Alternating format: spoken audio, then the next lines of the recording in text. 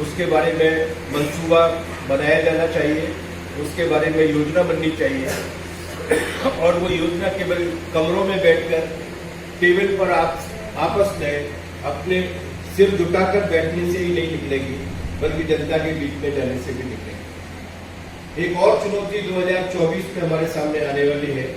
ये दोनों अंतर संबंधित है, इंटरकनेक्टेड है, इसलिए इन चुनौतियों के बीच में हमें जगह का क्या काम करना है, इसके बारे में विचार विमर्श करने के लिए हम लोग यहाँ पर इकट्ठा हुए।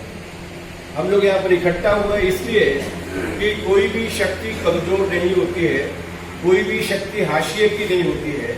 इतिहास इस बात का गवाह है कि जिन्हें हाशियों पर माना गया, उन्होंने इतिहास की पूरी धारा को न केवल बदल दिया, बल्कि सूरज को उगाने का भी काम किया।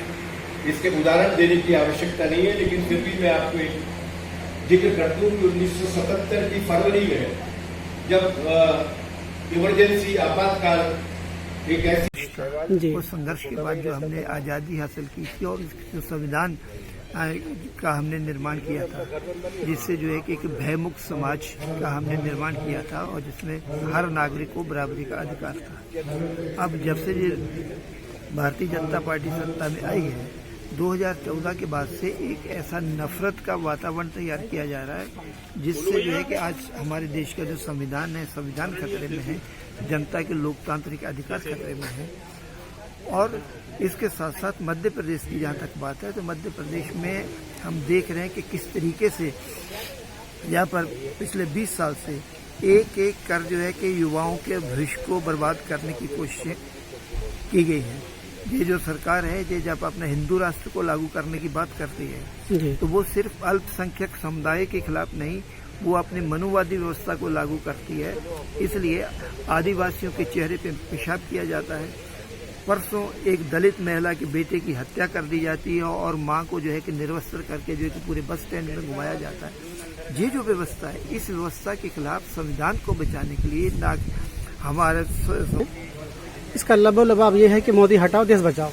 नहीं, मोदी चूंकि नरेंद्र मोदी नफरत की राजनीति के प्रतीक हो गए हैं, तो नफरत की राजनीति हटाओ, संविधान बचाओ, देश बचाओ, सद्भाव बचाओ। तो इसका मतलब ही यह है कि नरेंद्र मोदी जी, उनकी फांसीवादी सरकार और भाजपा की सरकार और राष्ट्रीय स्वयंसेवक संघ की जो प्रतिगामी प्रवृत्तियां हैं, उनको देश से चुनाव के माध्यम से पराजित करके हटाया जाए, हराया जाए, क्योंकि ये नीतियां पूरी मानवता के लिए घातक हैं। ये देश के धर्मनिरपेक्ष मूल्यों को ध्वस्त कर रही हैं, ये देश के संविधान को ध्वस्त कर रही हैं, ये समाजवाद को ध्वस्त कर रही हैं। तो ये संघर्ष दरअसल मानवता को बचाने का संघर्ष है।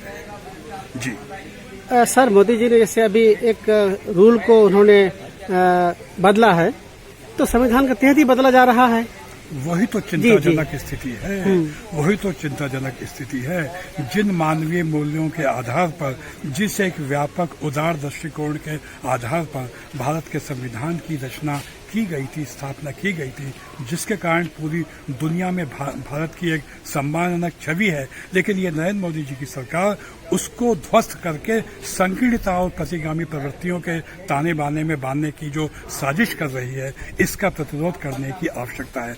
आज भी देश की अधिकांश जनता, 65-70% जनता इस संकीर्णता को, इस सांप्रदायिकता को, इस फांसीवादी प्रवृत्ति को पसंद नहीं करती। हमारी कोशिश ये है कि इस तरह के आयोजनों के माध्यम से जो पूरे लोग जो मानवता के पक्षधर हैं, उनको एकजुट किया जाए, लामबंद किया जाए इस फांसीवाद को हटाने के लिए। इस कार्यक्रम में गांधी भवन में जो हो रहा है, कितनी पार्टी है, नाम ले सकते हैं आप? जी, ये इसमें सीपीआई भारतीय कम्युनिस्ट पार्टी है, मार्क्सवादी कम्युनिस्ट पार्टी है, राष्ट्रीय जनता दल है, जनता दल यू है, समानता दल है। ये 5 पार्टियां मिलकर यहाँ सद्भावना सम्मेलन कर रही हैं। ये तो एक शुरुआत है। इस तरह के छोटे सर, भोपाल की धरती से सवाल मेरा ये है आपसे, 5 पार्टी आपके पास हैं, हिंदी बेल्ट है आपका मध्य प्रदेश, लेकिन उधर हिंदी बेल्ट से आपका जो विपक्ष का जो कमजोरी है वो दिखता है भोपाल में, ऐसा क्यों? नहीं, देखिए, ये बहुत सारी स्थानीय परिस्थितियां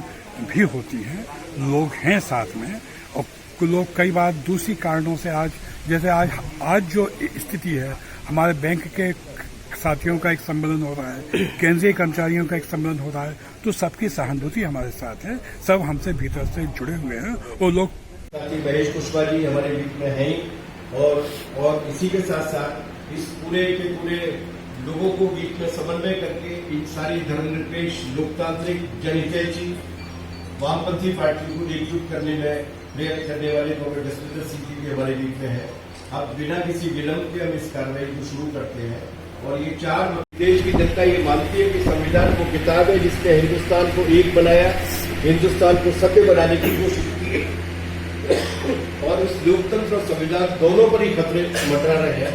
ये एक गंभीर बात है और इस चुनौती का सामना करने के लिए क्या करना चाहिए उस पर विचार करने के लिए हम लोग यहाँ पर इकट्ठा हुए हैं। हमारे लिए बड़ी खुशी की बात है कि राष्ट्रीय जनता दल के